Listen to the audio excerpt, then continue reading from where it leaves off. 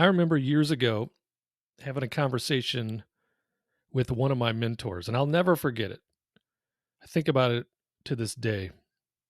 He says to me, "Yo, B." I was like, "Yes, what is it?" He says, "Pimping ain't easy."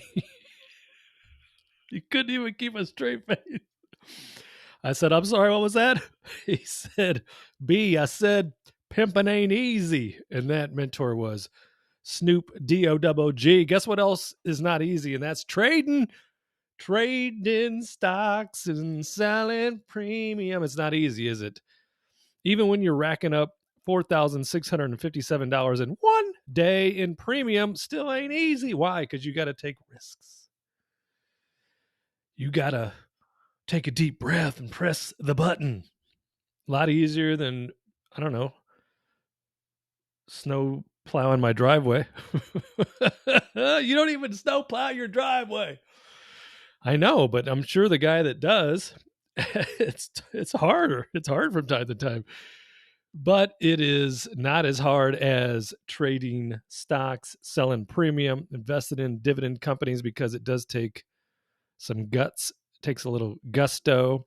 Sometimes you got to roll the dice, take some chances. And I've been just kind of taking gas on oil lately. So I thought, well, what should I do? Like the last few trades I've made in oil, I've been just buying and then selling.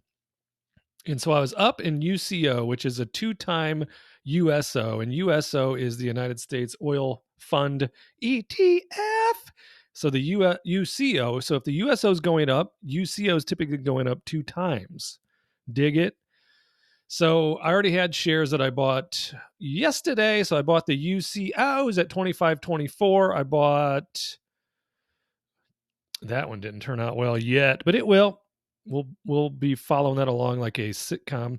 EOG Resources bought that at $116.92. Normally that's a great price. EOG, where you at? Closed the day at $116.07. So we'll talk about that in a minute. But USO bought that yesterday at $65.81. 1,000 shares of each of those, UCO and USO. So I said, well, I'm up some dough. Should I sell or should I get back into selling premium? I prefer cash flow. That's just how my mindset has been. Been in real estate for over 25 years, have owned a number of rental units along the way, still own more than a handful, less than 2 handfuls. So I like to collect rent. Premium to me is similar to rent. So I thought, yeah, let's just collect some premium on USO and UCO, and was able to sell 26 calls for next Friday for $980 on UCO, $68 calls next Friday, collected $1,250. And I was like, hey, I missed ExxonMobil yesterday. I had just, sometimes I get, my kids say I'm autistic. I don't know if that's really what I am. I think it's just I'm crazy.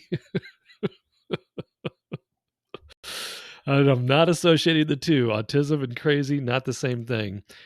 So I had a very exact number in mind yesterday. It was $99.89 for ExxonMobil, and I missed it. I had my finger on the trigger, and then, you know, those moments where you're like, well, maybe it'll go down to $99.88. And then it was like, bang, zoom, it never stopped yesterday after that. So today it did go down. So I bought 1,000 shares at $99.65, and it closed at, drum roll please, $99.67, even getting as low as, let me see what Stacy paid for ExxonMobil today. Hold on one little baby minute. Let's go to Stacy's account, check out the ExxonMobil.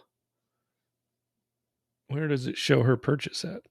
It's in here somewhere. I know it. There it is. So she bought her shares today at $99.32. She always gets a better deal. Because every time I buy, of course, it goes down. That's just how the market works. Then I was like, I got an idea. And I can't share with you what the exact idea is yet, but I have an idea. So I want to play the thesis out for a bit, maybe a couple of weeks before I share the exact idea with you. So what I did is I sold 222.50 put on Tezzy, the old Tesla. One contract expiring next Friday, collected $192. And then I bought 100 shares at $233.99 and immediately sold a $234 call. Hello. For just a few days. It expires Friday, and I collected $417 for doing so. I bought 2,000 shares of Palantir at $16.45 and immediately sold 1,650 calls, expiring next Friday for $9.79. I bought GDX 2,000 shares at $29.12. Where did that close, by the way? Because I had to go. I was busy. I had to go watch the NCAA College Football Championship because I recorded it, didn't watch it, and then I kept my eyes closed while I was at the gym today, so I didn't catch anything that happened. Congratulations to Michigan and Jim Harbaugh. All those, I was rooting for them. I'm not a fan of Michigan. I have a really good friend who loves Michigan, but it was a Big Ten thing, so that's why I was cheering them on. 29-17, they closed that, so you're up 5 cents. But I did turn around and I sold the 29.50 calls for next Friday and collected $8.39 on gold miner GDX. I did also buy 2,000 shares of Rivian, because I feel that they are bottoming. Now, I have been not calling the Elliott wave theories correctly lately. They've all been a bit confusing, especially oil. But right now, I think we're bottoming here. And so I went ahead and bought 2,000 shares at $19.29.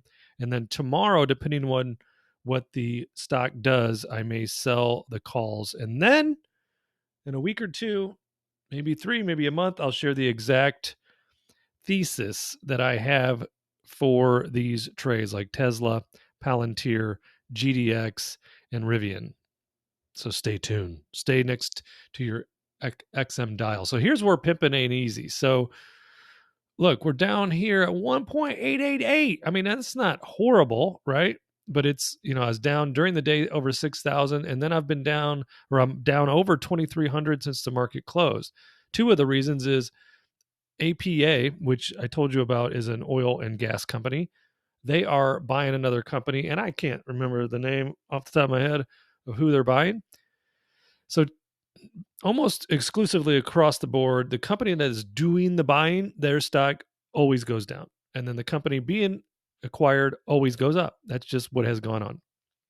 Just like when I screwed up, and I bought Smuckers, remember that? Right after they announced they were buying Hostess, and then the stock went down, and I'm like, hey, it went down a lot, and I like Twinkies. So I picked it up, and then it just kept going down to Chinatown. I'm hoping APA doesn't do that, because last week we put the 34 puts on the board, and now they're like 32 and the change. Almost 33. So it's at 32.95. We still have 3 trading days, so I don't have really any concern overall on that.